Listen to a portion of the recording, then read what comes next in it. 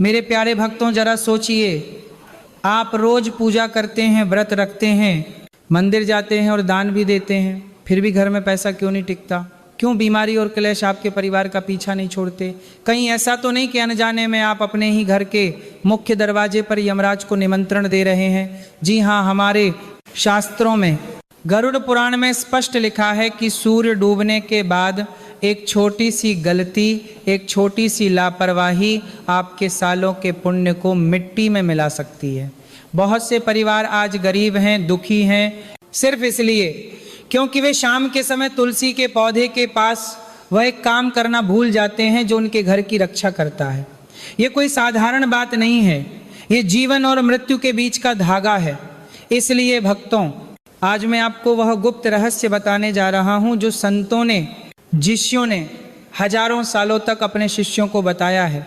यह वीडियो आपके जीवन का सबसे महत्वपूर्ण वीडियो हो सकता है। इसे अधूरा छोड़ने की गलती मत करना, क्योंकि अधूरा ज्ञान विष के समान होता है। जिस पल से आप ये वीडियो देखेंगे, आपकी किस्मत बदलने लगी है। लॉ ऑफ अट्रैक्शन पर विश्वास करें। आम लोग ये शब्द कभी नहीं देखेंगे। आप किस्मत के बच्चे हैं जिन्हें सफलता के लिए चुना गया है। पक्का इरादा वाला मैसेज छोड़ें, मैं जरूर अमीर बनूंगा, आज मेरी जिंदगी के इस टर्निंग पॉइंट को दिखाने के लिए। अगर आप सच में देवी लक्ष्मी का आशीर्वाद पाना चाहते हैं तो प्लीज इस जानकारी को कम मत समझिए, क्योंकि सही समय पर किया गया एक छोटा सा बदलाव भी आपकी किस्मत में एक बड़ा मोड़ ला सकता है। आने वाली जरूरी और गुप्त जानकारियां मिस न हो, इसके लिए चैनल को सब्सक्राइब करें। आज हम जानेंगे तुलसी के पास दीपक जलाने का वाह। भक्तों, सबसे पहले हमें समय के महत्व को समझना होगा। हमारे शास्त्रों में 24 घंटों को अलग अलग भागों में बांटा गया है, लेकिन इनमें सबसे ज़्यादा संवेदनशील, सबसे ज़्यादा भारी और शक्तिशाली समय होता है गोधूल बेला। क्या आप जानते हैं गोधूल बेला क्या है? पुराने समय में जब गायें जंगल से चरकर वापस अपने घर लौटती थीं, तो उनके पैरों से उड़ने वाली धूल से आकाश भर जाता था और सूरज की आखिरी किरणें उस धूल में मिल जाती थीं। यह वह समय होता है जब दिन और रात का मिलन होता है। यह संधि काल है। हमारे ऋषि मुनि कहते हैं कि यही वह समय है जब देवी शक्तियाँ और आसुरी शक्तियाँ दोनों ही वातावरण में सबसे अधिक सक्रिय होती हैं।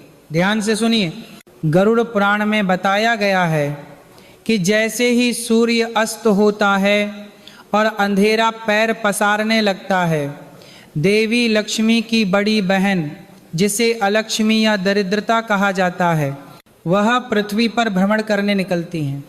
अलक्ष्मी केवल उन घरों की तलाश में रहती हैं जो अंधेरे में डूबे हुए हैं, जहाँ तुलसी का पौधा तो है लेकिन उसके पास रोशनी नहीं है। सोचिए, अगर आपके घर का मुख्य द्वार और तुलसी का चौरा अंधेरे में है तो आप किसे निमंत्रण दे रहे हैं? जिस घर में शाम के समय तुलसी के पास दीपक नहीं जलता, वहाँ नकारात्मक ऊर्जा, भूत प्रेत और पितृ दोष का साया मंडराने लगता है। तुलसी कोई साधारण पौधा नहीं है, वह साक्षात वृंदा है, वह हरिप्रिया है, वह वैकुंठ का द्वार है।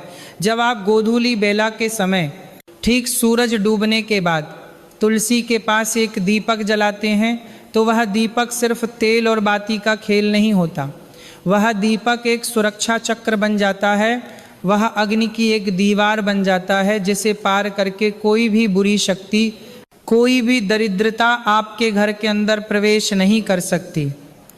उस दीपक की लौ यह घोषणा करती है कि इस घर में धर्म का वास है, इस घर में श्री हरिविष्णु के भक्त रहते हैं। इसलिए यमराज के दूत भी उस घर की ओर देखने से डरते हैं जहां तुलसी के नीचे प्रकाश होता है। दूत नीचे नीचे आप करने का तब प्रकाश होता है, तुलसी के नीचे प्रकाश होता है। भक्तों, इस महिमा को समझने के लिए मैं आपको पद्म पुराण से जुड़ी एक अत्यंत प्राचीन कथा सुनाता हूँ। इसे ध्यान से सुनिए, क्योंकि यह कथा आपके रोंगटे खड़े कर देगी। बहुत समय पहले अवंतिका नगरी में धनंजय नाम का एक बहुत बड़ा व्यापारी रहता था। उसके पास धन की कोई कमी नहीं थी, सोने चांदी के ढेर थे, लेकिन उसके मन में धर्म के लिए कोई जगह नहीं थी। वह नास्तिक था। उसने अपने जीवन में कभी मंदिर की सीढ़ी नहीं चढ़ी और ना ही कभी तुलसी के पास एक भी दीपक जलाया। उसे लगता था कि उसका पैसा ही उसका भगवान है। उसी के पड़ोस में एक टूटी फूटी झोपड़ी में सुनंदा नाम की एक बूढ़ी विधवा रहती थी। सुनंदा के पास खाने को दाना नहीं था, पहनने को अच्छे कपड़े नहीं थे, लेकिन उसके पास एक अनमोल धन था। वह थी उसकी तुलसी भक्ति। चाहे आंधी आए, चाहे तूफान आए, सुनंदा हर शाम गोधूली बेला में अपनी झोपड़ी के बाहर तुलसी के पौधे के पास मिट्टी का एक छोटा सा दीपक जरूर जलाती थी। वह कहती थी, हे माँ तुलसी, मेरे पास तुझे देने को घी नहीं है, लेकिन मेरे आंसुओं और मेरी श्रद्धा को स्वीकार कर। समय का चक्र घूमा और एक दिन धनंजय की मृत्यु हो गई। चूंकि उसने जीवन भर केवल पाप और कंजूसी की थी, उसकी आत्मा को शांति नहीं मिली। वह प्रेत योनि में चला गया। वह एक भयानक प्यासा और भूखा प्रेत बन गया जो अंधेरे में भटकता रहता था। यमराज के दूत उसे रस्सियों से बांधने के लिए उसका पीछा कर रहे थे। वह प्रेत अपनी जान बचाने के लिए भागा और भागते भागते वह उसी रात सुनंदा की झोपड़ी के पास पहुंचा। उस रात घनी अंधेरी अमावस थी। प्रेत ने सोचा कि इस बुढ़िया की झोपड़ी में छिप जाता हूँ, यहाँ मुझे कोई नहीं ढूंढ पाएगा। लेकिन भक्तों, जैसे ही वह प्रेत दरवाजे की ओर बढ़ा, वह चीख पड़ा। उसे ऐसा लगा जैसे सामने आग का कोई विशाल पहाड़ खड़ा हो। वह झोपड़ी के अंदर कदम नहीं रख पाया। जानते हैं क्यों? क्योंकि दरवाजे पर तुलसी के पास वह छोटा सा दीपक जल रहा था। हम इंसानों को वह सिर्फ एक छोटी सी लौ दिखाई देती है, लेकिन बुरी आत्माओं और प्रेतों के लिए तुलसी का दीपक साक्षात सुदर्शन चक्र की तरह दहकता हुआ सूरज होता है। वह प्रेत थर थर कांपने लगा। उसी समय हवा का एक तेज झोंका आया। उस दीपक की लौ फड़फड़ाने लगी और दीपक से निकलने वाला सुगंधित धुआं हवा के साथ उड़कर उस भयानक प्रेत को छू गया।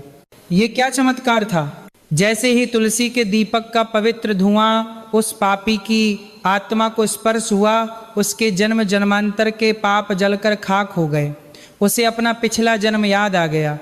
वह रोने लगा और देखते ही देखते उसका भयानक प्रेत रूप गायब हो गया और एक दिव्य शरीर प्रकट हुआ। जो काम बड़े बड़े यज्ञ नहीं कर पाए, वह तुलसी के दीपक के मात्र धुएं ने कर दिखाया। यह दृश्य देखकर यमलोक में बैठे चित्रगुप्त, जो हर मनुष्य के पाप और पुण्य का हिसाब रखते हैं, वे हैरान रह गए। उन्होंने यमराज से पूछा, हे धर्मराज, ये कैसे संभव है? उस धनंजय ने जीवन भर कोई पुण्य नहीं किया, उसने कभी दान नहीं दिया, फिर केवल एक दीपक के धुएं से उसे मुक्ति कैसे मिल गई? क्या आपका न्याय बदल गया है? तब यमराज ने मुस्कुराते हुए जो कहा, उसे हर गृहस्थ को सुनना चाहिए। यमराज बोले, चित्रगुप्त, तुलसी कोई साधारण वनस्पति नहीं है। तुलसी साक्षात वैकुंठ का ही स्वरूप है। जहाँ तुलसी होती है और जहाँ शाम के समय उसके पास दीपक जलता है, वह स्थान पृथ्वी का हिस्सा नहीं रहता, वह वैकुंठ का विस्तार बन जाता है। दीपक का प्रकाश अंधकार को नहीं, बल्कि अज्ञान और पाप को मिटाता है। उस पापी धनंजय ने भले ही दीपक नहीं जलाया, लेकिन उसने अनजाने में ही सही तुलसी के दीपक का दर्शन किया और उसके धुएं का स्पर्श पाया। शास्त्रों का नियम है, जो व्यक्ति मृत्यु के समय या मृत्यु के बाद तुलसी के साए में या तुलसी के दीपक की रोशनी में आता है, उस पर मेरा यानी यमराज का दंड नहीं चलता। वह सीधे भगवान विष्णु के धाम का अधिकारी हो जाता है। इसलिए चित्रगुप्त, उस घर की ओर देखना भी पाप है जहाँ तुलसी की सेवा होती है।